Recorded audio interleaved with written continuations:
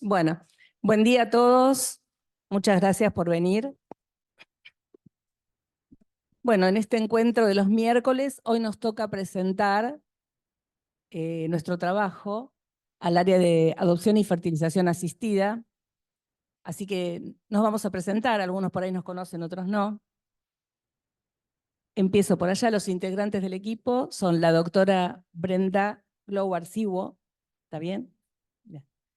La licenciada Gabriela Nelly, que coordina junto conmigo este área. Digo coordinamos, pero en realidad somos un equipo de coordinadores todos participamos, es muy horizontal. El licenciado Gabriel Federico, además musicoterapeuta y hombre del equipo. La licenciada Diana Watman y yo, la licenciada Luisa Sandoez. Bueno, les vamos a contar que el eje de nuestro trabajo este año gira en torno a la elaboración y la escritura de un libro sobre uno de los ejes del área que nos compete, que es la fertilización asistida. Los avances, los avatares, sus intrigas y sus cuestionamientos. Desde la ciencia, la ética, la biotecnología y, por supuesto, desde el psicoanálisis y nuestro rol en esta nueva actualidad. Y digo nueva porque la medicina reproductiva está avanzando de una manera tan acelerada que nuestras cabezas deben correr aceleradamente también para conocer, entender y comprender todo lo que está pasando en este terreno. La inteligencia artificial está cobrando un papel activo y preponderante también en las técnicas de reproducción humana asistida. Y en todo este remolino vertiginoso estamos nosotros, intentando ayudar a quienes recurran a nuestra consulta, para lo cual es importante sumergirnos en la temática y conocer lo que está sucediendo. Bueno, hoy compartiremos con ustedes algunas de nuestras reflexiones que también forman parte del libro que estamos escribiendo y al final de nuestras ponencias abriremos un espacio para preguntas y opiniones sobre el tema. Les cuento que escribir este libro para nosotros es una tarea muy gratificante porque nos pone sobre la mesa todo lo estudiado, lo aprendido y nuestra experiencia clínica también. Bueno, aprovechamos para invitarlos a un workshop que vamos a presentar en el Congreso.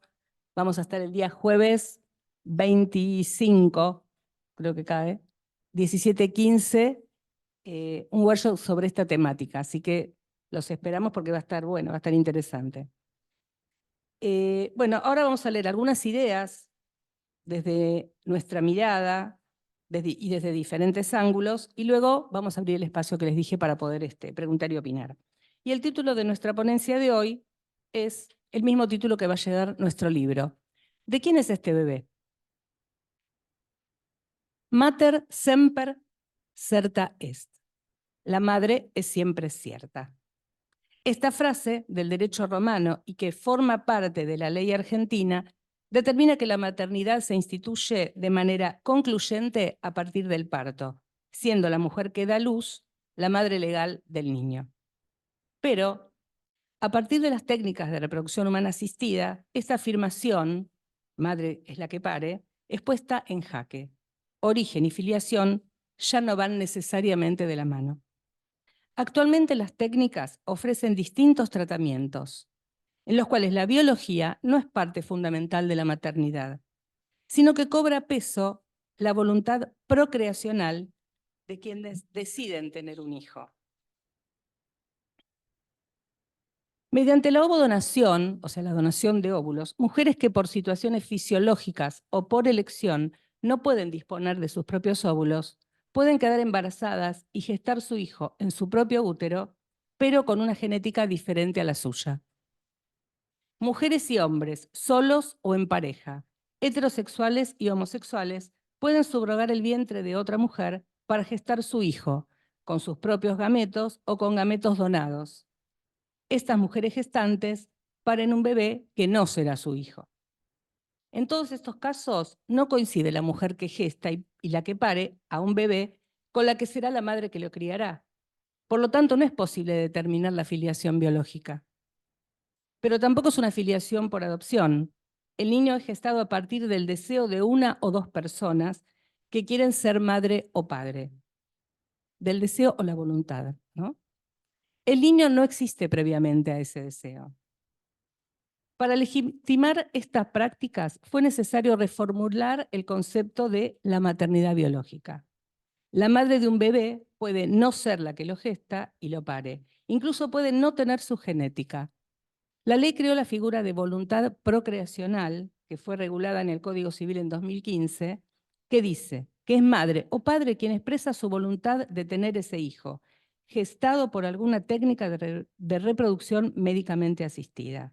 O sea, que en aquellos casos que recurren a las técnicas, es madre o padre aquel que expresó su voluntad en un consentimiento previo, informado y libre, más allá de quien aportó la genética, más allá de quien lo llevó en su panza, más allá de quien lo parió. Eso dice la ley. Queremos aclarar que existe un vacío legal en la técnica de gestación por sustitución en la Argentina, por lo cual la voluntad procreacional no define la maternidad en estos casos. Pero, ¿alcanza lo que dice la ley para sentirse mamá o papá? ¿Voluntad es lo mismo que deseo? ¿Tener la misma genética es suficiente para convertirse en padre o madre? ¿Es posible maternar un hijo que estuvo en otra panza? ¿El vínculo y la crianza reemplazan la genética? En una sociedad en la cual el paradigma biologista en relación a la maternidad y paternidad está muy arraigado, estos cuestionamientos son frecuentes, incluso para las personas que deben recurrir a alguna técnica o a la adopción para armar su familia. Desde nuestra práctica profesional y a partir de la escucha de quienes acuden a nuestra consulta, hemos visto que cuestiones como las propias creencias religiosas, las ideologías y la ética personal de aquellos que deciden recurrir a estas técnicas pueden generar muchas veces dudas o conflictos intrasubjetivos, más allá de lo que dice la ley y aún habiendo expresado su voluntad procreacional, más allá del deseo genuino de tener un hijo, y muchas veces con su hijo ya en brazos. ¿De quién es este bebé? ¿La mamá será la donante del óvulo? ¿La mujer que lo llevó en su vientre? ¿Aquella que lo ha parido? ¿La que tuvo la voluntad procreacional y es la mujer que lo criará? Son inquietudes latentes que no siempre se expresan de manera consciente y que pueden tal vez interferir de alguna manera en el vínculo con el hijo. Consideramos que son cuestiones muy importantes para trabajar antes de tomar la decisión de realizar alguna técnica, lo que sería prevención primaria, aunque no siempre las personas involucradas acuden previamente a una consulta. A veces asisten con el niño ya en brazos y debemos trabajar en esa instancia. Ya sería prevención secundaria y a veces terciaria. Poder poner palabras, reflexionar y elaborar estas cuestiones es importante en cualquier momento del vínculo. Que cada persona pueda pensar, por ejemplo, ¿cuán importante es la genética para mí? ¿El querer tener un hijo responde a mi deseo real y legítimo? ¿O es un mandato social o familiar que debo cumplir? ¿Podré ser mamá o papá de un niño gestado con gametos donados de un desconocido? ¿Es muy importante para mí llevar a mi hijo en mi vientre? Más allá de la firma de un papel que asuma la voluntad procreacional de aquellos que recurren a las técnicas, es importante que cada uno se pueda reconocer a sí mismo como esa mamá o papá deseante que permita llegar al mundo a un niño cuyo deseo no sea el de la ciencia, ni el de la sociedad, ni el del deber cumplir un mandato. Un hijo que sea el resultado de un deseo genuino, propio, que lo incluya en un linaje familiar, que le otorgue un lugar, que permita subjetivarlo como un otro singular. Un deseo legítimo, un deseo que no sea anónimo, como afirma el licenciado Armando Kletnicki. El licenciado estuvo hace un par de años acá y esta frase de un deseo que no sea anónimo fue algo que nos movilizó mucho. Hoy ya lo entendemos más claramente, creo. Un deseo que no sea anónimo. Estamos frente a nuevas maneras de concebir la vida. Al decir de François Sermet en su libro La fabricación de los hijos, un vértigo tecnológico, como profesionales de la salud se trata de no caer en las trampas de lo que él denomina biocatastrofismo, ni dejarse llevar, por el contrario, por la tentación conservadora, intentando aprender y entender las nuevas formas de concebir la vida que están ocurriendo más allá de nuestro asombro y de los enigmas que puedan plantearse acerca de ellas, sin perder de vista el faro de nuestra tarea, que es la escucha singular del caso por caso. ¿De quién es este bebé? No es una simple pregunta, sino una reflexión muy profunda para pensar cuál es el lugar que ocupará ese niño en la novela familiar al momento de decidir tener un hijo, sea de la manera que sea. Ahora continuemos. Diana. Bueno, ¿cómo están? ¿Ahí mejor? Bueno, voy a seguir un poquito en la misma línea. Hay mucho para compartir de lo que estamos trabajando. Quizás la idea es transmitir un poco algunas cuestiones que suceden en el tránsito por los tratamientos de fertilidad, para después pensar en esto que también planteaba Luisa de, bueno, ¿y después qué pasa, no? ¿Cómo puede reaparecer o no algo de esto en los hijos? Esta es un poco la idea. Bueno, lleva por título Los números invaden el territorio. Muchos años después de finalizar un recorrido de 10 años por las técnicas buscando un embarazo que nunca llegó, dice M. ¿Sabes lo que recuerdo? En las entrevistas, después de cada fracaso, siempre el médico me miraba y me hablaba a mí. Preguntas sobre cuándo hacer el siguiente intento. Para mí juegan con la ansiedad de la mujer. El hombre puede verlo más de afuera. Estás como enajenada. Lo único que querés es volver a intentarlo. Estás dispuesta a dejarlo todo. Plata, tiempo, cuerpo. Hasta el vínculo de pareja cambia. F, su pareja, me decía de parar un poco. Yo no podía. Me pareció interesante compartir esto porque eh, aparece esta cuestión de la diferencia entre cómo lo vive cada uno de la pareja, ¿no? Y esta cuestión de la mirada del médico hacia ella. Pareció algo como interesante. Sígueme, fueron casi 10 años. Nosotros no figuramos en ninguna estadística de éxitos. Sobre eso no se escribe ni se publica nada. Cuando los tratamientos son muchos y se extienden en el tiempo, se producen una serie de pasajes que suelen ir y venir entre expectativas y frustraciones. Del no tener al tener mucho de todo, al no tener nada de nada. Los números invaden el territorio. Fechas para cada procedimiento, valores hormonales, cantidades de óvulos, de espermatozoides, sus cualidades, cantidades de embriones, lindos, feos, dudosos. La ciencia produce, de ser posible, exceso de embriones. Los que de no ser utilizados se criopreservan como embriones sobrantes, así se llaman, para posibles futuros tratamientos. ¿Cómo tolerar que sobre cuando se venía de los números de la escasez? ¿Qué representación para cada uno de estos embriones que se preservan en el frío? ¿Qué pasa con los embriones sobrantes si ya se consiguió un primer embarazo y no hay deseo de otro hijo? Ellos siguen en una espera quieta, los embriones. ¿Qué son? ¿O quiénes son? A veces pareciera que quieren algo. ¿Desean nacer?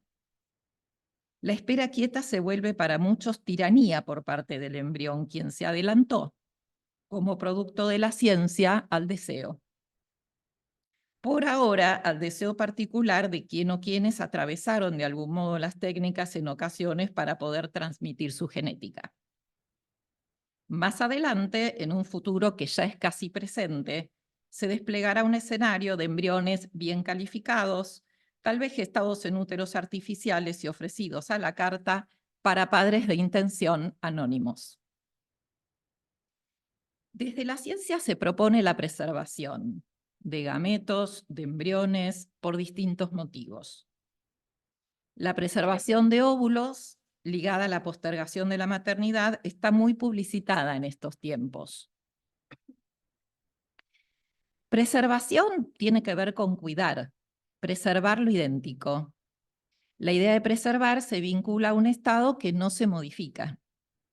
Se genera una sensación de garantía, de reserva. Pero la vida, por fuera del laboratorio, no permanece quieta, se transforma. Cambia la edad, las circunstancias, los deseos. Se logró ya un embarazo, se está en edad de gestar. Luego de 10, 15 años, ¿lo siguen deseando?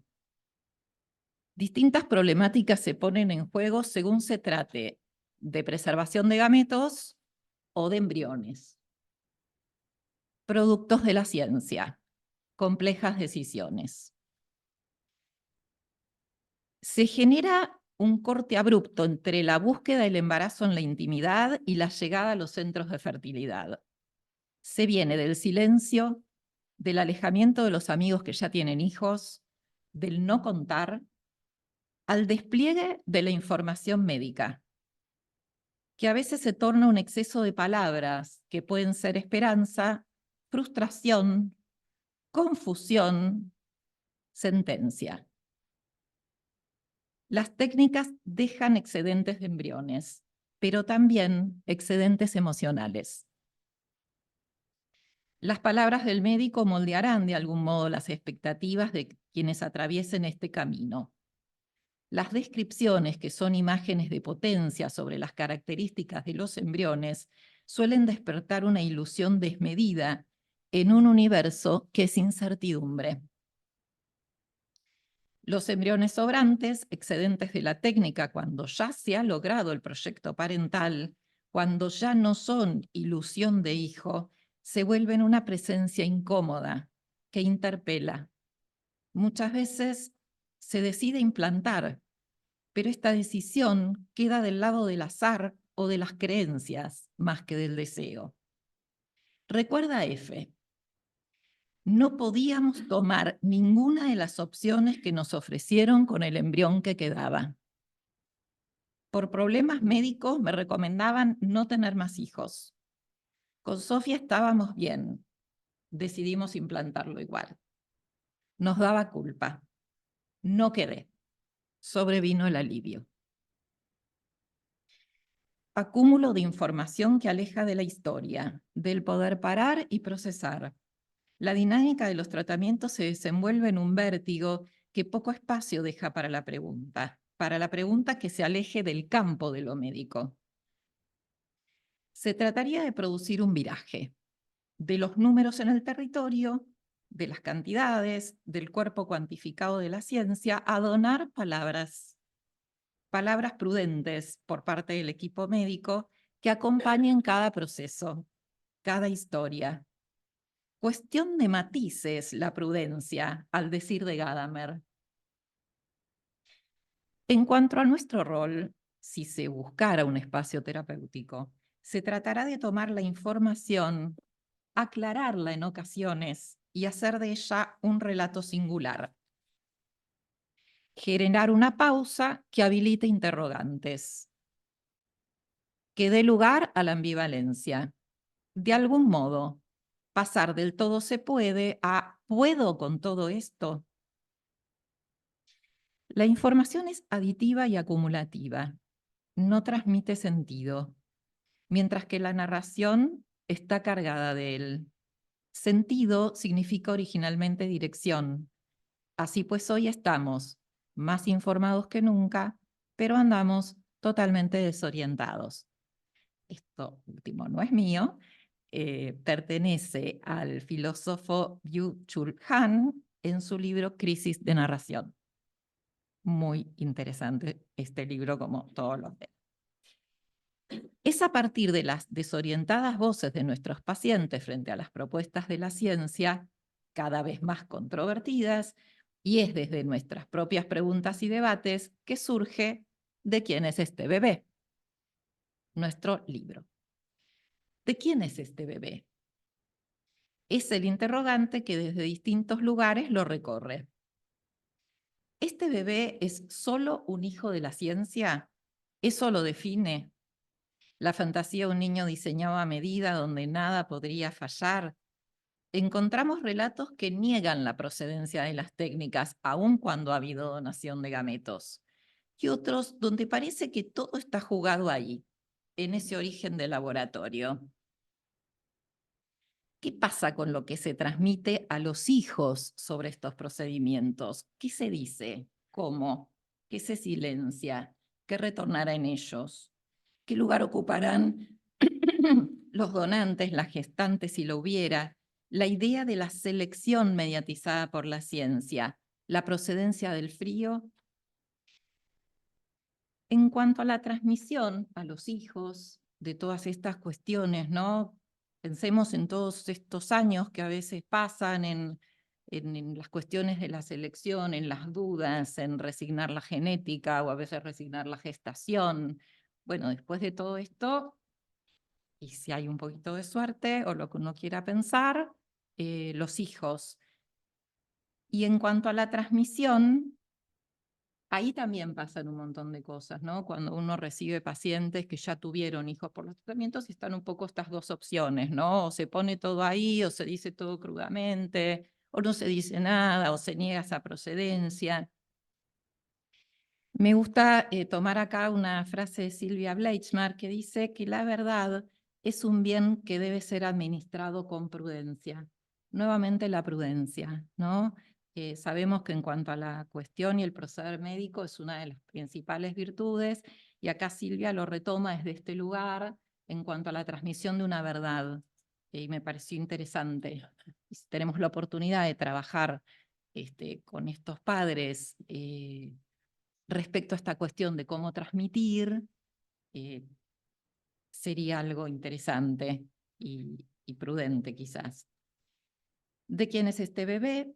Pregunta que también puede aludir a la vivencia de extrañeza, principalmente cuando hubo en juego genética ajena, ya sea por donación de gametos o por adopción. Desde nuestra perspectiva, en línea con las series complementarias de Freud, partiendo de la concepción de un aparato psíquico abierto, podemos pensar en la particular impronta de estos orígenes, pero considerando, más allá de lo constitucional, el impacto del azar, de los sucesos de la vida, de los vínculos futuros, de todo lo que no fue ni será programado. Bueno, hasta aquí.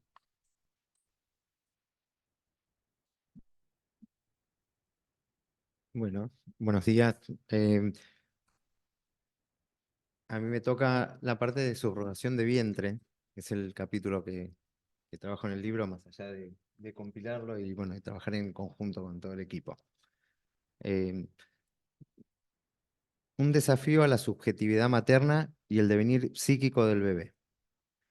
La gestación por sustitución, llamada también subrogación de vientre, es una técnica reproductiva de muy alta complejidad. Y la he denominado así por todos los actores que implica: la gestante, el bebé, la madre y o compañero o compañera de intención, ya que desdibuja las fronteras entre lo biológico, lo legal y lo ético.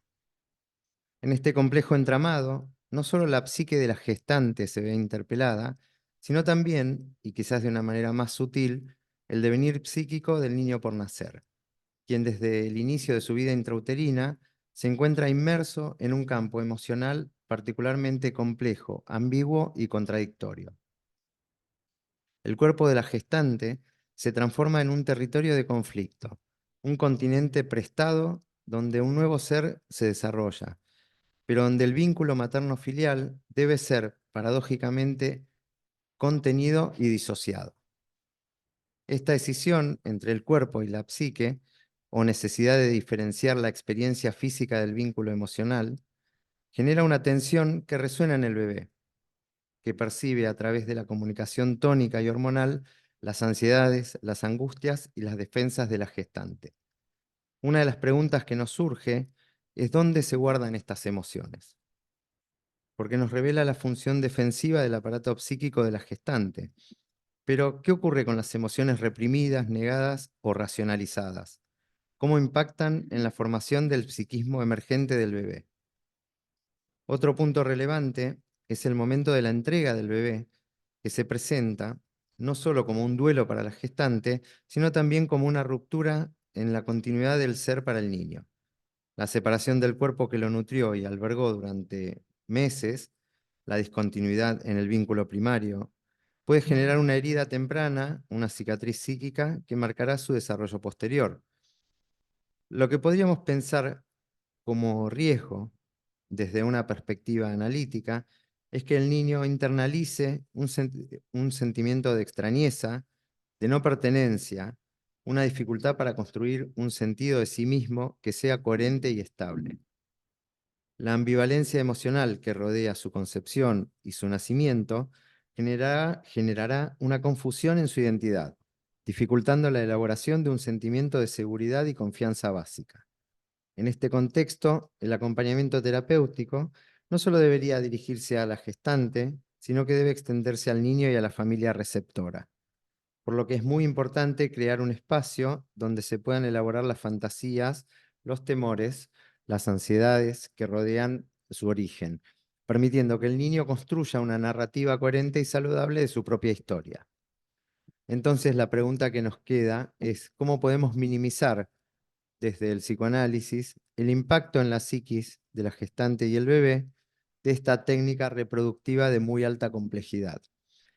Yo, hasta el momento que escribí esto, eh, me pasó que, como si fuera poco, entre el tiempo de que terminé el capítulo, hace unos meses, eh, el capítulo del libro, y hasta el día de hoy, las Naciones Unidas, en una asamblea general, estableció en un acta el 14 de julio que la subrogación de vientre es equivalente al maltrato y a la trata de personas, con lo que sumamos un nuevo agravante para seguir pensando.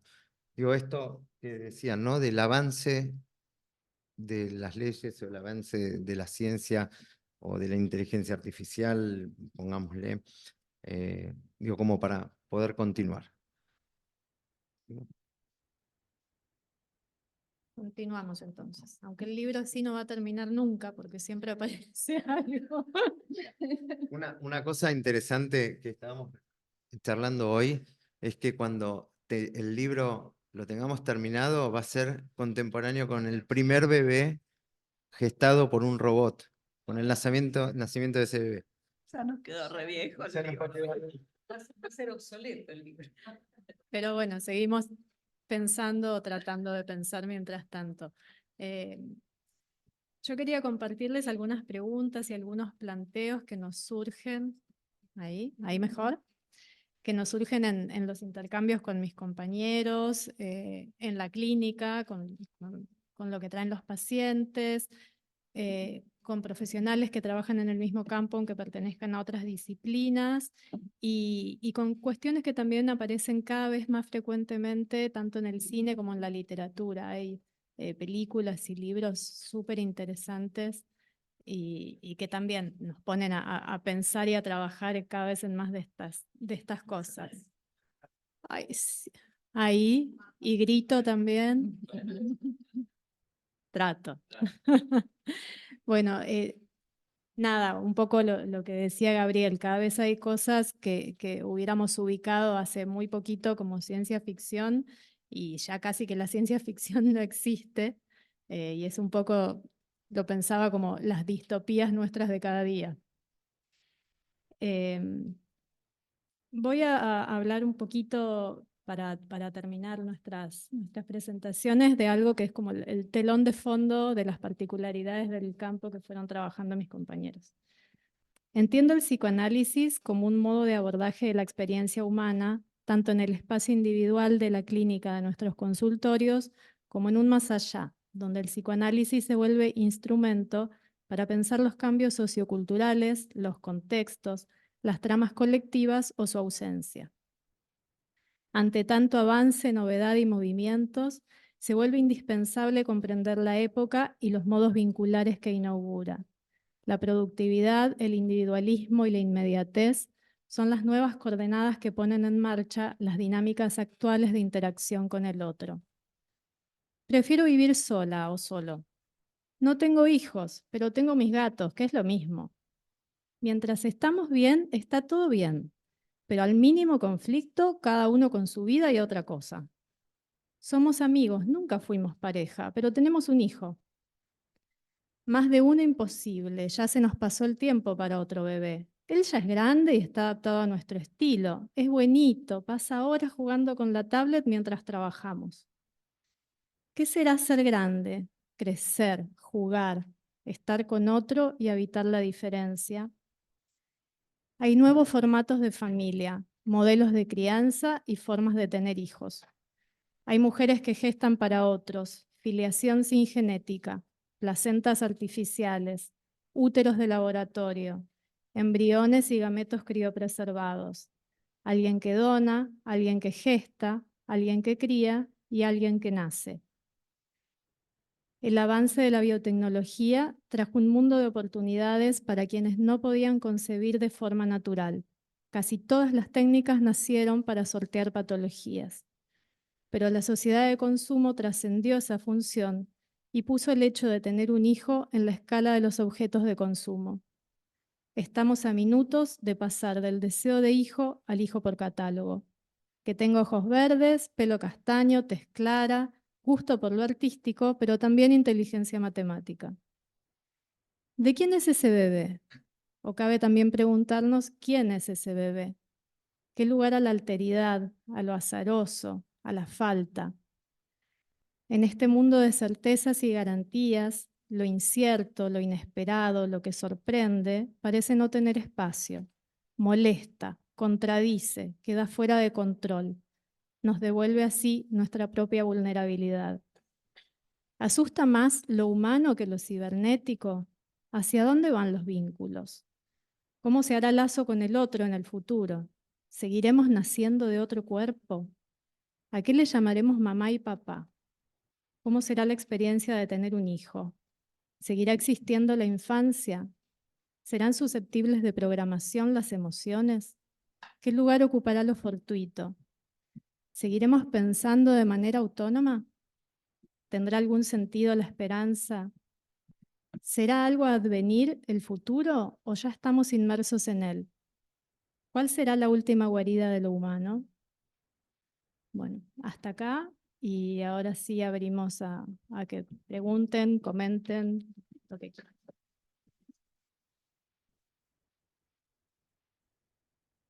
Bueno, ahora sí les damos un espacio si alguien después de todo esto tiene ganas de decir algo. Abel, levantó la mano. Después, Alberto. Dale, sí, pero vamos.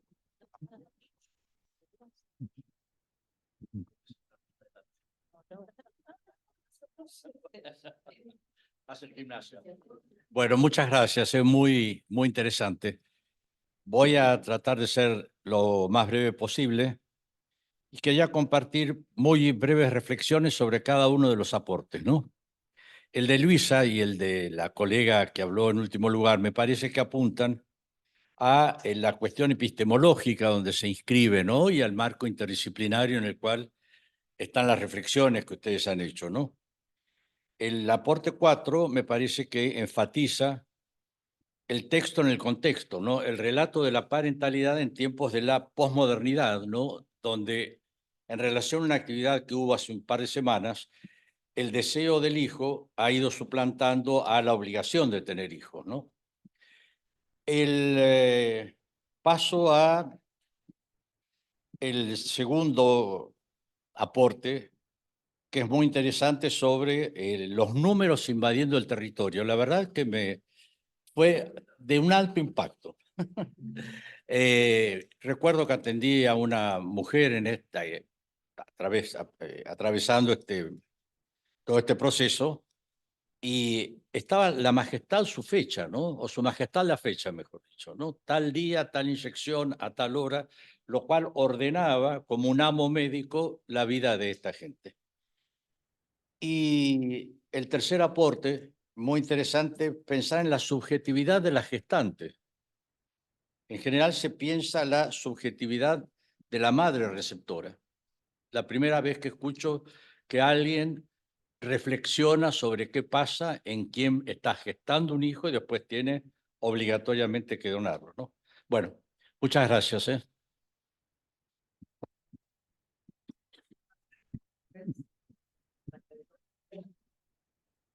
Bueno, mi nombre es Norberto Lloves. Muchísimas gracias al área. La verdad que es un trabajo sumamente interesante. Quería rescatar la pregunta de quién es este bebé, porque me parece que es una pregunta eminentemente clínica. Porque los analistas todo el tiempo trabajamos con el tema de la alteridad, ¿no? La pregunta sobre la alteridad. Es bastante típico en padres con hijos adolescentes que se preguntan, ¿no? ¿De quién es? ¿Cómo es esto? ¿En qué medida me representa y en qué medida no? ¿No? Digo, por el tema de la genialidad, del semejante, de la genialidad está todo el tiempo en juego y entiendo que en un hijo más esta cuestión. Y una breve viñeta de una paciente que vi en 2 o 3 oportunidades no más, era una paciente que había sido diagnosticada como estéril por falta de óvulos y deciden, después de muchos tratamientos con su marido, tener un hijo donde el marido aportaba el semen y el óvulo venía donado. Tiene este hijo. Al año y medio tiene un hijo natural, una nena. La pregunta que se hacía esta mujer respecto de sus 2 hijos muy queridos, la pregunta de quién es este bebé le retornaba respecto de su hijo mayor ante 2 situaciones. Primero, cuando le decían, qué lindo tu hijo, es igual a vos. Y cuando iba al médico y le preguntaban por antecedentes familiares. Eran los momentos de enorme angustia respecto de donde quedaba ahí como algo totalmente ajeno. Quedaba ella por fuera, ¿no? No el esposo, que además era el padre biológico, sino ella por fuera, por más que lo hubiera gestado, ¿no? Entonces me parecía muy interesante esta pregunta de quién es este bebé, porque me parece que es una pregunta clínica, más allá de la tecnología que esté en juego. Bueno, muchas gracias. Hola, Sandra Borovich, que es mi nombre. Bueno, primero felicitarlos. Yo creo que cada año, cuando viene el área, nos va ayornando con nuevas cosas. Y en algún momento hay que hacer el corte y el libro. No esperen que llegue la IA y todo eso. Ya está hecho, ¿eh? Ya está hecho el corte y Claro, todo. claro. Sí. No sigan esperando porque hasta acá No, está no, interesantísimo. no, no, no. Em, me quedaba pensando, y quizás la pregunta se me armó cuando decías minimizar el impacto de la información, ¿no? Y pensaba cómo procesar la información y por ahí que nos cuenten cómo trabajan en... A mí también me encantó el apremio de los números, me impactó porque quien ha tenido en la clínica pacientes te dicen el día quinto, el día... Tengo 44 años, o sea, también las mujeres que van cumpliendo 44, 45, o sea, los números, la verdad que me impactó escucharlo porque es muy gráfico. Entonces pensaba cómo, si nos cuentan cómo trabajan ustedes dando este espacio a procesar, si, no sé si hay que minimizar el impacto o abrir el impacto o cómo trabajar con la información cuando los números apremian, la edad apremia, el vínculo de pareja se resiente. ¿Cómo trabajan esto? Bueno, yo. ¿Qué tal? Soy Mariu Farrés. Quería preguntar un poco en la línea de lo que vienen preguntando, ¿no es cierto? Porque también a partir de la clínica, yo por lo menos escucho mucho en mujeres cercanas a los 40 años la pregunta por el hijo, digamos, ¿no? Y me encuentro como con 2 situaciones muy diferentes. Algunas que dicen, bueno, me corre la edad, pero no tengo pareja, entonces, bueno, ya está. Y otras, particularmente estoy pensando en algo que me pasó el año pasado, digamos, ¿no? Una paciente que decía, bueno, ya está, yo ahora hago el examen de cantidad de óvulos o cantidad de, no sé, cuentan folículos, no entiendo yo nada de esto, la verdad. Y si me da bien, voy a tener un bebé. Lo voy a tener ahora, no voy a esperar más porque seguramente me va a dar que tengo pocos, qué sé yo. Y entonces yo le preguntaba cuál era, de qué manera iba a tener un bebé ella en ese momento. Y ella me dice, lo voy a tener sola, ¿no? Eh, entiendo que iba a conseguir algún donante anónimo, ¿no es cierto? Y claro, se ve que algo detectó en mí y me dijo, pero ¿qué? ¿A vos no te parece que hay que tenerlo sola? ¿Por qué no puedo tener yo un bebé como otros tienen un gatito? Y la verdad es que la paciente duró poco, ¿no? Qué sé yo, algo me vio, algo vio en mí, evidentemente, pero bueno, me preguntaba si ustedes tenían casos similares y cómo los habían pensado. Muchas gracias. Sí, buenos días. Voy a leer las preguntas y comentarios a través del Zoom. Gloria Abadi dice, muchas felicitaciones por el proyecto del libro, las exposiciones tan inteligentes y que abren a la reflexión. Y pregunta o acota, me quedé pensando cómo definirían un deseo genuino. Y otras preguntas que están aquí, con respecto a la subrogación de vientre, tampoco se ve la subjetividad de los posibles hermanos o hermanas si los hubiere de la gestante. Y dice, me interesa también poder cambiar los términos, no hay donación de óvulos ni donación de esperma. Eso es lo que tenemos a través del Zoom.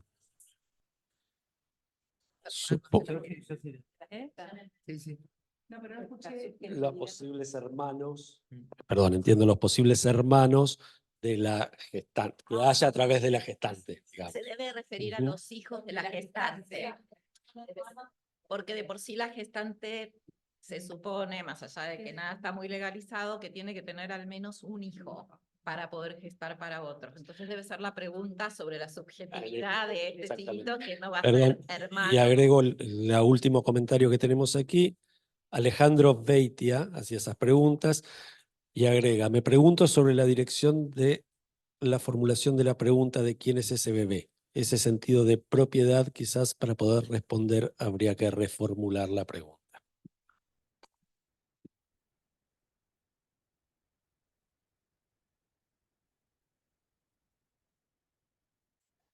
Bueno, si les parece, retomo algunos de los comentarios que hicieron y hago una aclaración. Primero, bueno, yo fui compartiendo acá con todos mis Preséntate. Brenda Globarcivo. Fui compartiendo acá con mis compañeros todo el proceso del libro que están escribiendo. Yo personalmente no... Ahí se escucha? Yo personalmente no lo estoy escribiendo porque es una temática que en este momento a mí me resulta compleja porque yo estoy muy metida en la maternidad por la época de mi vida y yo tuve a mis hijos con dos técnicas de alta complejidad diferentes cada uno, entonces creo que es algo que podría escribir en un tiempo, pero que ahora digamos, me enriquece un montón los comentarios, pero la tarea de la crianza es, bueno, es ahora y me tiene abocada a eso. Pero sí es muy enriquecedor el intercambio y seguir formándonos en esto.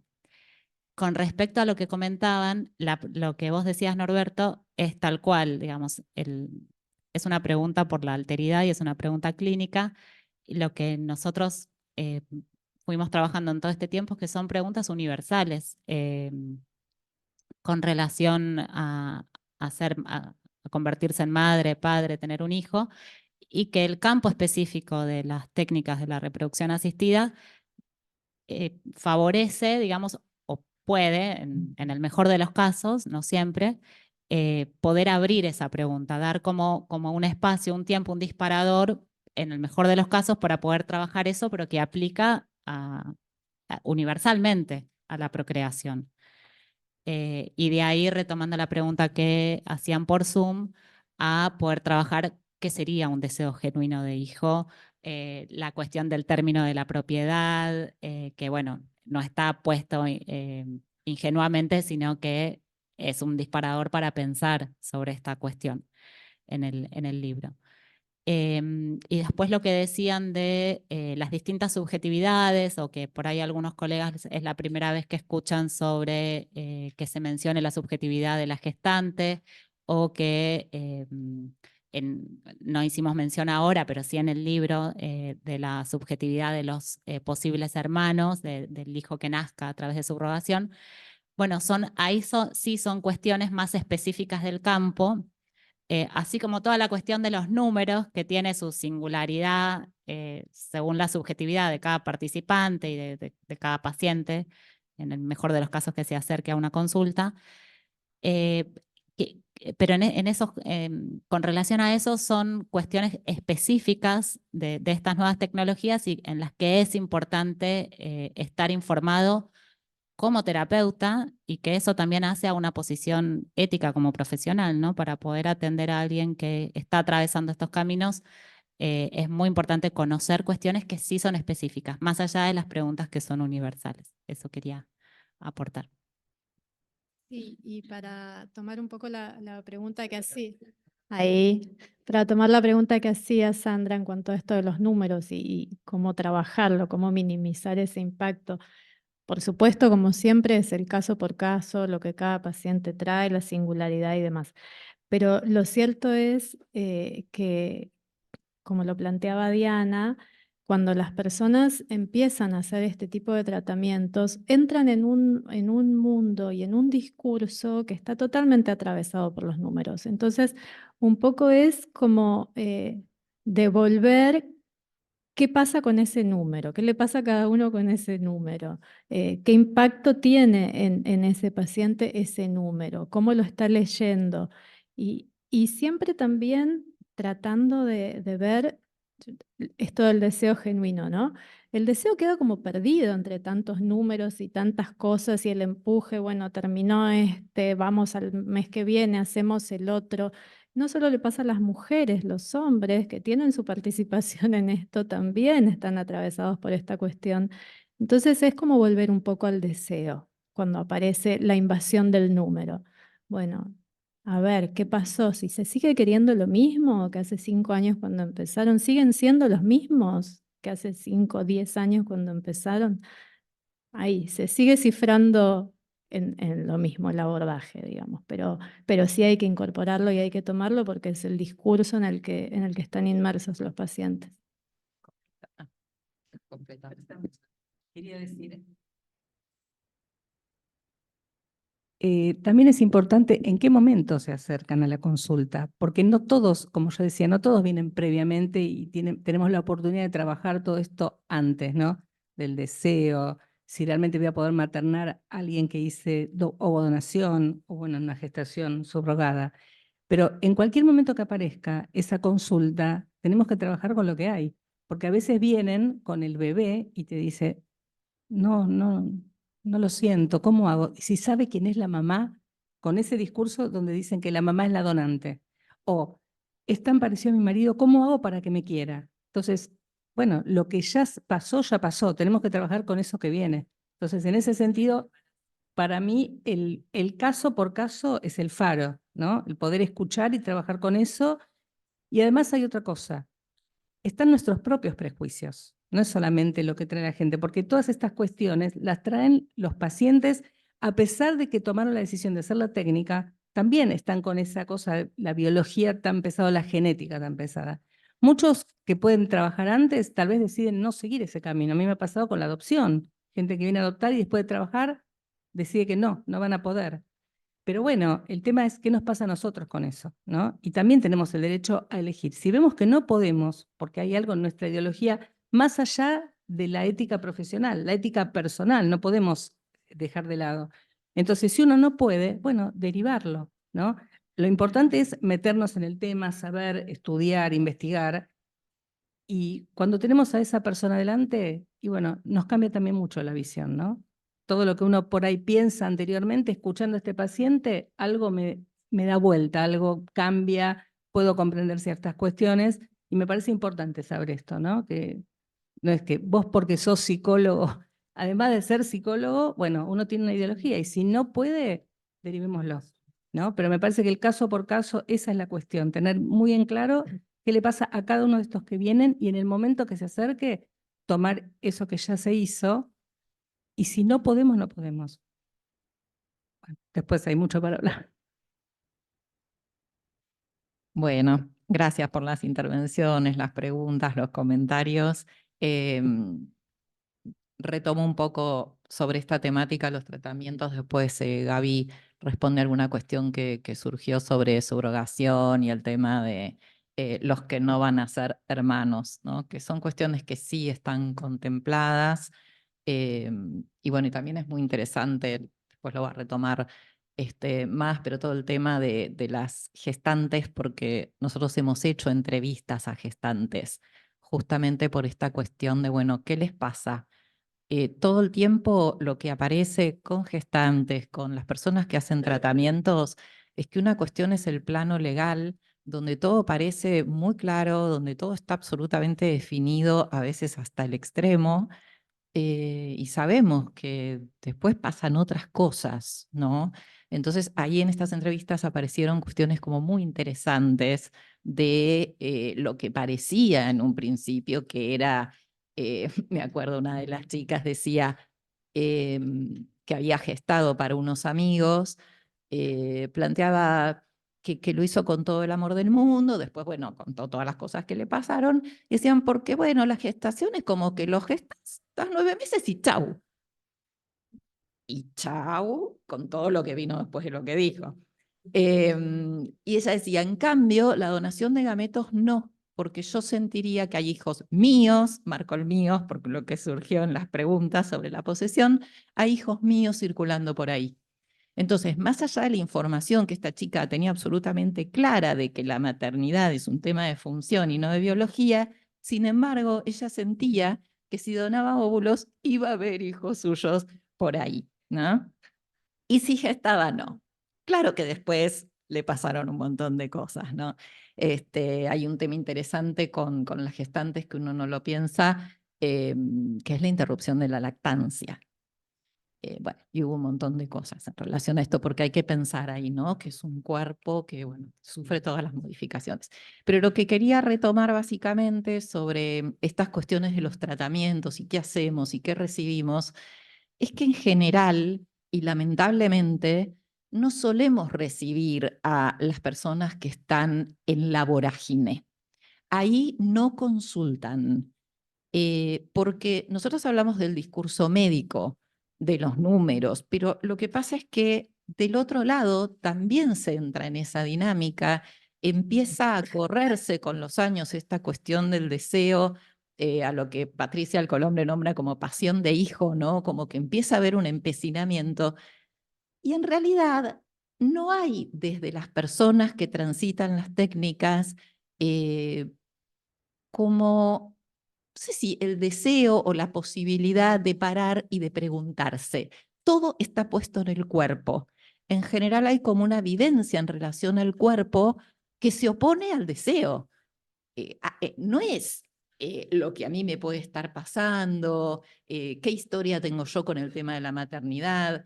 ¿Cuántas veces sucede esto que alguien comentaba, que se pasan años en tratamientos y al año quedan embarazadas espontáneamente?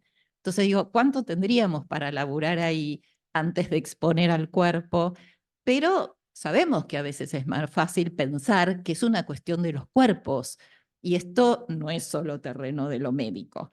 Entonces, ¿qué pasa? Muchas veces lo que sucede, como hay tanto tratamiento ahora y desde edades tempranas, y esta cuestión de la preservación de los óvulos, les debe pasar, chicas de 20 y pico, 30, que dicen, no, esto es buenísimo, parece que ahí está la garantía y la solución a todo, cuando sabemos que esto en realidad no es así. Entonces, bueno, ahí también hay cuestiones a trabajar, porque tenemos que pensar que si una chica dona sus óvulos, también le pasan cosas después con esto de sus óvulos ahí. Y también está el tema de las palabras, porque a veces no se sabe cómo nombrar esto. ¿Qué es eso que está ahí? ¿No? ¿Y qué hago después con eso? ¿Qué hago? ¿Lo intento espontáneamente o me meto en las técnicas porque mis óvulos de ahí son más jóvenes que los óvulos de ahora? Es un lío. Entonces, en general, lo que vamos a recibir son pacientes que son consultas por cualquier otro motivo, esto es lo más habitual, y que de pronto aparece esta temática. Y uno dice, bien, o sea, una posibilidad de poder trabajar esto antes de que suceda. Pero no es que consultaron por estas cuestiones. Lo que sí recibimos es, y últimamente por suerte más, varones, o sea, parejas de mujeres que vienen haciendo los tratamientos y que están absolutamente angustiados, preocupados. En general es el que tiene este lugar de paremos un poco, están preocupados por el cuerpo de la mujer, por las hormonas, por las depresiones después de cada intento que fracasa. Entonces, estas son consultas que son interesantes. Y lo que recibimos también es mucha consulta de personas que quizás ya tuvieron un hijo y tienen embriones criopreservados, que esto es un poco lo que yo más desplegué. ¿Qué pasa con estos embriones? Y ahí sí creo que hay algo importante que podemos trabajar, que es ayudar a deslindar hasta qué punto sigue habiendo deseo, hasta qué punto hay en juego creencias, hay cuestiones religiosas también que aparecen. Uno tiene que ser muy cuidadoso con esto. Todo tipo de cuestiones. Hay cuestiones éticas, aparece la culpa, como en esta paciente que viene y relata que finalmente se lo había implantado. Con lo cual ahí sí tenemos un trabajo interesante. Y con esto cierro, pero una cuestión que me preguntaba, no terminé de trabajar, pero me surge como pregunta, es que con la anticoncepción apareció toda esta cuestión de, bueno, de la planificación familiar, ¿no? Y estaba pensando algo como que con la cuestión de la técnica y los embriones criopreservados, pensaba, hay ahora como una desplanificación familiar, ¿no? Con esto del embrión que se adelanta. Tal vez yo pensaba tener un hijo o dos, pero de pronto hay un médico que dice, como surgió en alguna consulta, acá está el segundo hijo de ustedes esperándolo. Es decir, nombra a un embrión como futuro hijo que los espera en una clínica. Bueno, esto les parte la cabeza. Entonces, esto también es a trabajar, desmontar las palabras del médico, ver qué representa para ellos, si siguen teniendo deseo de hijo, ¿por qué lo implantarían? Esta paciente dice, lo implanté, bueno, por suerte no. Ahora, ¿y si sí? ¿Qué pasaba? Problema de columna terrible, tenía totalmente desaconsejado tener hijos, tener más hijos. Bueno, hasta acá.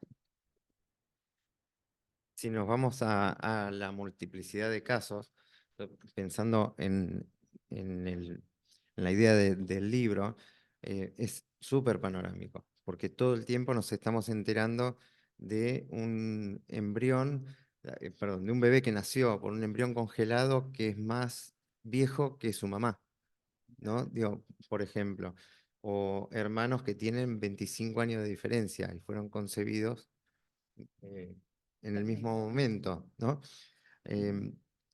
Yo creo que sí es interesante el proceso que estamos haciendo con el libro, porque desde el área hicimos un trabajo de investigación respecto a un cuestionario con, no sé, como 350 respuestas sobre el tema de si se usarían o no las técnicas. Creo que muchos de ustedes lo recibieron y respondieron en su momento.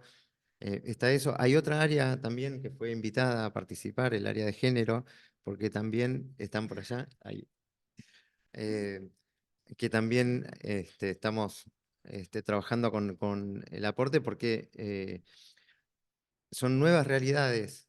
No es, es una realidad, pero son nuevas vertientes que nos llegan y que es muy interesante para pensar. Y no podemos dejar de lado aspectos legales, porque en nuestro país no es legal, no es ilegal, porque no hay ley, ¿no? Entonces, ¿dónde está esto, no? Y vemos que personas muy conocidas viajan a países donde sí es legal y tienen a sus hijos por subrogación, digo, personas muy famosas, muy mediáticas, y también generan cierto optimismo en relación a la maternidad, a la paternidad, eh, y tiene sus consecuencias. Lo que, entonces, con respecto a esto que apareció al inicio, de pensar desde la gestante en los casos de subrogación, me me metí en ese tema en particular por dos motivos. El primero, porque hace más de 30 años trabajo con gestantes. Entonces me toca el mundo de la embarazada desde sus múltiples vertientes, ¿no?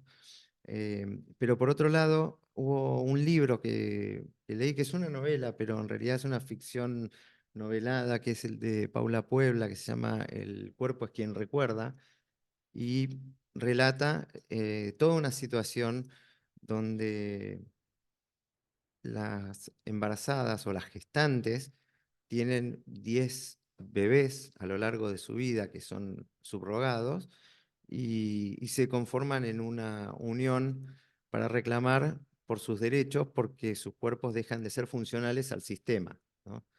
Y es muy interesante esto, porque ¿qué pasa con esto? A partir de ahí fue que me empecé a preguntar sobre qué le pasa a la gestante, y bueno, lo mismo con la serie israelí que trabajamos en el año pasado, ¿no? Que la trabajamos el año pasado. Entonces, bueno, venimos trabajando con este material. Yo creo que va a ser un aporte enorme para poder pensar desde el psicoanálisis eh, una mirada diferente. Eh, la idea es que pueda trascender el psicoanálisis, que pueda ser un material que ayude a que muchos podamos ir de a poquito encontrando algo de referencia mientras van surgiendo cosas nuevas, ¿no? Tenemos fecha como para marzo del año que viene. Así que sí. Tenemos fecha de parto. Por eso les decía, la fecha probable de parto es para marzo del año que viene, así que bueno, estaremos ahí, van a estar al tanto. Obviamente. Aparte, sí. Hay alguien acá.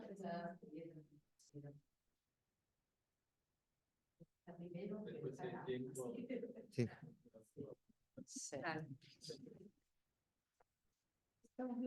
De camino que llega al micrófono, agrego que en línea con el libro que mencionaba. Hola, buen Gaby, día.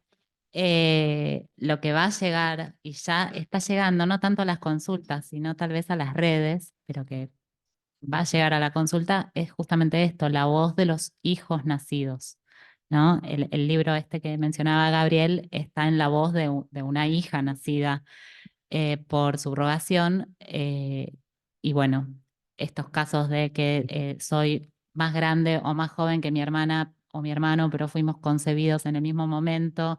¿Qué pasa en esa subjetividad?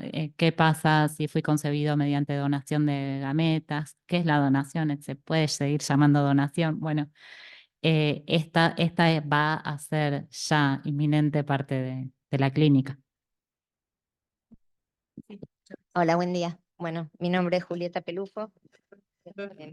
Soy del área de género. Primero agradecerles que hayan pensado en el área para aportar a este libro, porque la verdad que también es una realidad que vemos en nuestros consultorios y que es creciente. Las familias que llamamos diversas, porque sus miembros o alguno de sus miembros tiene una identidad sexual diversa y que quieren concebir, quieren formar familia. Bueno, la subrogación de vientre es un tema importante. Nosotros como idea Princeps tenemos la idea de no patologizar a priori, ¿sí? De entender que porque algo no sea lo que, y voy a abrir unas enormes comillas, lo que naturalmente implicaría tener un hijo dentro de lo que es heteronormativo, no necesariamente es patológico y no necesariamente va a desencadenar en una patología, ni va a desencadenar en una particularidad que a priori podamos identificar en ese sujeto hijo o hija. Y eso me parece que es importantísimo, sobre todo en el terreno de la diversidad, porque es un deslizamiento bastante fácil hacia ese lugar, decir, bueno, este niño, esta niña va a tener o no va a tener, o bueno, la verdad es que no lo sabemos, una porque es bastante novedoso, otro porque la situación de la diversidad también implica ciertas dificultades para acceder al sistema de salud en general, dificultad para hacer consultas por poca recepción o la recepción patologizante que tienen en general, con lo cual también es importante tener esta apertura. No me acuerdo quién dijo esto, ¿no? De saber que todos tenemos cierta concepción y nos atraviesan no solo prejuicios de género, sino de otro montón de cuestiones, ¿no? Etnia, clase social, bueno, etcétera, ¿no? Y esto siempre se cuela a la hora de hablar de, bueno, los hijos de tal lugar, o los hijos de tales madres, los hijos de tal posición social, los hijos de tal, ¿no? No pasa solamente en género, pero en género es como muy pregnante. Entonces, por eso me parecía súper valioso que hayan incluido este aporte y tal vez lo que diría es esto, ¿no? Que no estamos en posición todavía de decir, bueno, no sé si lo vamos a estar algún día, porque justamente es lo que nos enseña el psicoanálisis, que es el caso por caso, que sí lo dijeron varias veces. Lo que hay que estar muy atentos, yo creo que es al revés, no tratar de encontrar generalizaciones en todos estos hijos van a ser así, WhatsApp, sino en tratar de encontrar generalizaciones en nosotros, los analistas. ¿Qué escucha tenemos respecto de esto? ¿Qué apertura tenemos respecto de esto? ¿Qué nos atraviesa? ¿Cuánto nos falta poder abrirnos y escuchar? Ustedes hablan de deseo genuino de hijo, ¿no? Bueno, un montón, ¿no? Creo, qué sé yo. Definamos deseo genuino. En los heterosexuales, que, bueno, ¿no? Digo, por eso, tenemos a veces ciertas nociones de que todo funciona bien en la heterosexualidad cuando una pareja tiene un hijo, y justo me acordaba una paciente que estoy atendiendo ahora que heterosexual, lo tuvo naturalmente, no intervino nada y me dijo, ay, no me enamoré cuando nació, todos me dijeron que le iba a mirar y me iba a enamorar, no me pasó. Y llorando, diciendo, soy una madre horrorosa, porque la tenía que ver y me tenía que enamorar. La verdad que no me pasó. Quiero llorar todo el tiempo, quiero dormir, quiero volver a ser yo. Digo, no intervino en ninguna técnica. Esto no quiere decir que es cierto que la particularidad de las técnicas de reproducción, la particularidad de la brutalidad del mercado sobre esto, que creo que esto sí es algo para tener recontra en cuenta como analistas, la brutalidad de la oferta del mercado y de la presión del mercado y que se mercantilizó lo que es la posibilidad de tener un hijo, porque es un fangote de guita lo que se gasta en esto, en analizar los costos, en analizar la ventana y $3.000 para ver cuándo es el mejor momento, cuál es el mejor óvulo y otros 1.500, si querés que te digamos el óvulo más pispireto. Bueno, entonces esto es realmente una mercantilización brutal. Y esto me parece que es súper agresivo sobre los sujetos. Eso sí me parece que nosotros los analistas tenemos que ahí decir, no, pará, ahí sí me parece que tenemos que ser mucho más fuertes y mucho más ir al campo y mucho más expresarnos. Este libro me parece que en ese sentido es espectacular. Decir, no, nosotros tenemos cosas para decir sobre esto, cosas importantes. Bueno, felicitarlos además por el Gracias. libro, aunque quede mal porque participamos Que en él, es pero una- quiero felicitarlos por el hecho de que se les haya ocurrido hacer este libro y agradecer que nos invitaron. Quizás antes de las otras preguntas y para que no se pierdan una cosita mínima respecto a esto, porque creo que estamos todos de acuerdo en que de ninguna manera podemos hablar de patologización, siempre trabajamos desde la precu, desde lo singular, nunca podemos anticipar cuántas situaciones sobradas tenemos de parejas heterosexuales, cómo se aleja absolutamente esta idea de que madre es madre biológica, porque cuántas madres biológicas no han podido maternar, y cuántas que no lo han sido sí, y cuántas, por ejemplo, situaciones extremas, y una paciente que ha tenido un hijo después de haber sido violada, y que uno dice la generalidad es, vi en el hijo la cara del violador, y no, en esta situación no sucedió. Entonces uno nunca puede generalizar. Yo creo que lo que sí, sí podemos poner como un interrogante de qué va a pasar con esto y en todo caso estar como atentos para trabajarlo es algo, antes, no sé si Norberto nombrabas sobre esto del secreto, porque en adopción está muy claro que hay que narrar y hay que contar que se viene de otra historia, de otra panza, pero cuando hay donación de gametos, esto no está tan claro y hay un montón de gente que no lo transmite y con qué intervenir. Cuando uno pregunta, se sorprenden, pero le tenía que decir. Muchas veces, esto que decías de que aparece en la consulta con el pediatra, había una publicidad, yo no sé si se acuerdan, que era espectacular respecto a la donación y al informar, donde hay una pareja con un chiquito en el pediatra y el pediatra pregunta, no sé qué manifestación tenía el chiquito, pero ¿hay antecedentes familiares de esto? Y los padres se miran y hay un silencio, ¿no? Y ahí es donde los chicos leen estas cuestiones de los secretos. Y ahí sí creo que estamos más cercanos a pensar, no sé si directamente en patología, tampoco hay que hacer una linealidad, pero bueno, sabemos que la cuestión del secreto es muy posible que tenga algún tipo de efecto.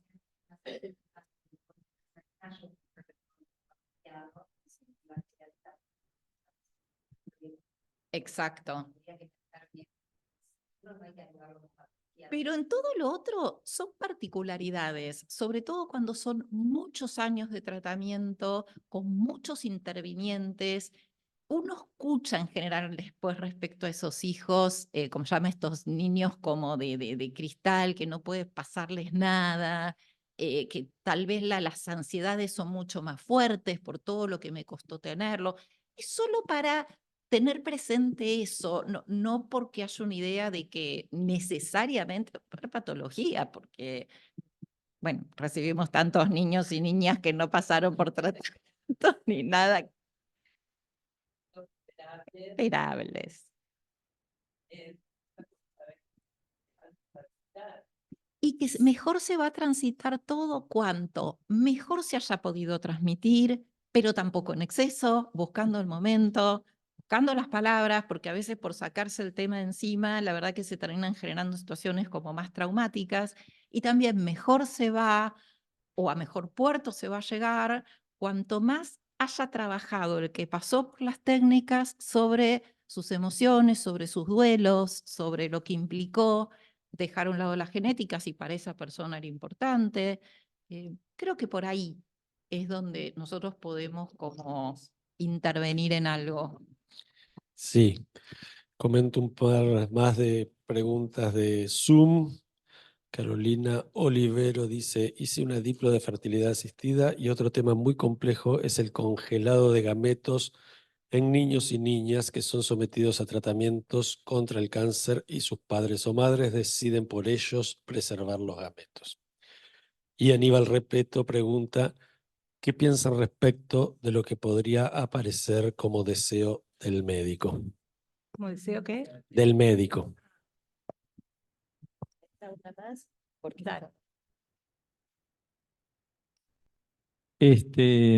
No, es un poco una nueva vuelta respecto de la pregunta de quién es este hijo. Estoy de acuerdo que es una pregunta universal, ya está el mito de Salomón, que remite, ¿no? a de quién es este hijo. El punto es que por más nuevo que algo acontezca, tenemos que saber que va a estar tocado de alguna manera por esas preguntas universales. Y en ese punto, lo universal de alguna manera va a incidir por acción o reacción ante lo individual, ¿no? Lo particular. Por eso me parecía interesante ubicar ese punto. Y que el tema de la propiedad, en algún momento había una pregunta respecto de si de quién este hijo parecería como algo del orden de la propiedad. Yo lo pensaría en términos de investidura libidinal. Y la investidura libidinal hace que sea mi hijo, mi padre, mi hermano, mi novio, mi novia, ¿no? Que es lo que comentaban recién Julieta de esta mamá biológica, donde parece que algo de la investidura libidinal se le complicó respecto de un hijo que no termina de vivirlo como propio, ¿no? Digo, me parecía interesante pensarlo de psicoanálisis, lo de la propiedad, en ese mí, o de quién es, en términos de investidura libidinal. Bueno, gracias. Yo quería decir algo. Todo lo... quería No, saber- no, ah, no, no, no. no, todo lo que estuvimos hablando me lleva también a otra pregunta, ¿no? ¿A quién piensa en ese bebé? Porque estamos todo el tiempo hablando desde los progenitores, los padres, la gestante, los médicos, y van a ser una criatura, van a ser una persona que va a tener que ser, como yo decía antes, un sujeto singular, ser aceptado y visto como un otro que no es igual a nadie. Recién hablaban ahí del deseo del médico, que también acá aparece, ¿no? En esto de los tratamientos, que es, terminó un tratamiento, bueno, no quedaste. La semana que viene vení y empezamos de vuelta. Y no hay lugar para el deseo de lo que quiere hacer cada uno, porque la verdad que cuando la gente quiere tener un hijo, va al médico. No va al psicólogo a ver qué me pasó, por qué pude, por qué no pude. Recurre a la medicina y es lo que me diga hago, ¿no? Mi cuerpo está al servicio. Entonces, bueno, ahí aparece esto de quién le pone freno, quién dice basta. Y vuelvo a esto, si tenemos la suerte de que vengan previamente a decir, bueno, ¿qué me pasa? Por ahí podemos llegar a trabajar y a desplegar todas estas preguntas, pero muchas veces vienen cuando ya las papas están medias quemadas y bueno, hay que trabajar con lo que hay. No se puede dejarlo ahí. Entonces, por eso yo digo, bueno, ¿quién piensa en ese bebé? Y por ahí nosotros, si tenemos la suerte de que se acerquen, juntos podemos hacer que se piense en ese futuro hijo y en el lugar que va a ocupar y cómo viene. Y después otra cosa que quedó flotando por ahí era esto de la donación. Alguien preguntó antes, ¿es donación? Sí, ¿es donación de gametos? ¿Se puede hablar de donación? Bueno, es un tema porque sabemos que al que va a donar se le paga. Tanto óvulos, espermatozoides, se le paga.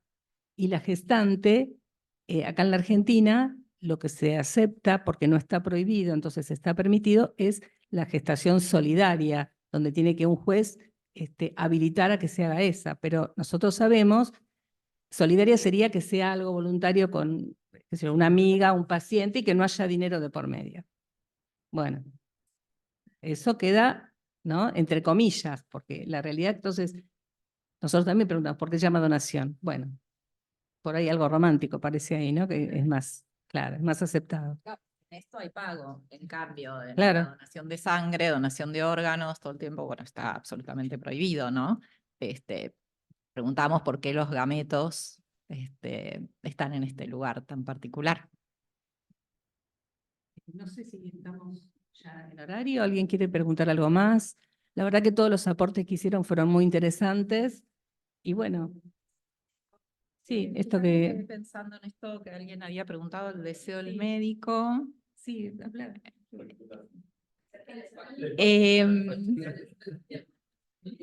No hay mucho más para decir, ¿no? Si uno, es interesante ir a los congresos que tienen que ver con fertilidad, porque si hablamos de números, parece ser una competencia de éxitos. O sea, ahí la palabra es el éxito. Y utilizan una terminología muy particular que es niños nacidos vivos, niño nacido vivo, tanto y con esta técnica, y estas son nuestras estadísticas, de esto se trata. Entonces, deseo del médico, si uno quiere pensar bien y quiere pensar que, bueno, se genera un vínculo con esos pacientes, con esa o con ese paciente, y hay como un deseo de que logre lo que quiere, bueno, sí. Pensemos también que ya el médico suele estar en un lugar muy cercano al Dios. Imagínense en esto que tiene que ver con el crear vida. Un nivel, bueno, que le ponen el nombre del médico, ¿no? Pero claramente cuando esta chica que yo comentaba al principio dice, nosotros no figuramos en ningún lado, dice, perdí un departamento, mi pareja quedó destruida, estuvimos 10 años y nos fuimos con las manos vacías. Y después hablábamos, y peor que con las manos vacías, porque tu cuerpo queda destruido, tus ilusiones, bueno, pasan un montón de cuestiones, ¿no? Entonces, ella no entra en ninguna estadística de éxito. Entonces, yo creo que el deseo del médico, bueno, qué sé yo, es un lugar donde la medicina entra en relación con la comercialización, y si ustedes miran en Instagram o en Facebook las publicidades de los institutos de fertilidad, Ojo, no vamos a dejar de lado que generan enormes posibilidades, ¿no? Estamos tomando una parte de esta situación, que es la polémica, pero ahí aparecen directamente como combos. Es terrible, como si fuera, bueno, haces el tratamiento y si aparte querés el PGT, que es el estudio del embrión para descartar, es tanto, y si aparte de eso tal cosa, te van haciendo como combos. También hay diferencias de tarifas, por ejemplo, acá, bueno, donantes son anónimos, pero hay como...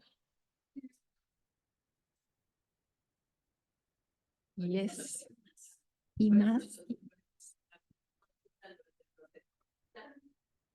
Y eso que todavía hay un apartado que tiene que ver con la inteligencia artificial, la tecnología, o sea que esto no termina acá. Quiero agregar algo en relación a esto y si quieren terminamos, que tiene que ver con el contexto. Yo estaba hablando ayer con unos amigos y uno decía, sí, mi mamá a mí me tuvo a los 39, a mi hermano los tuvo a los 42. Obviamente estoy hablando de gente que hoy tiene 50 años y que no fue a ningún tratamiento. Y otros sí a los 38, a los 40, a los 42. Y yo decía, ¿qué pasa? O sea, gente que tiene 50 años hoy fue gestado por gente de más de 40 años. Y hoy eso no pasa. Creo que todo este vértigo, ¿no? Y esta cosa tan acelerada que estamos viviendo a nivel social y todo el contexto hace que hoy la gente recurra a los tratamientos mucho más temprano y que a los 37, 36 años ya la reserva ovárica empieza a bajar y que realmente las chicas son también llevadas a congelar óvulos. Bueno, todo lo que pasa con el contexto, ¿no? Tanto profesional como la pareja, o hablaban recién de tener hijos solos. Me quedé pensando eso también, ¿no? Lo que es el contexto social, que antes por ahí no pasaba esto, porque ni siquiera estaba en la cabeza de la gente que no iba a poder o que tenía que recurrir a un tratamiento. Sí, Entonces, en contraparte, la maternidad tardía, ¿no? Que también es otro capítulo que tenemos. y nos van a tener que frenar, porque podemos seguir. Bueno, muchas gracias por venir, a los que están acá, a los que están por Zoom, y los esperamos en el workshop del Congreso, que se imaginan cómo va a estar, ¿no? Si esto estuvo así, prepárense. Gracias.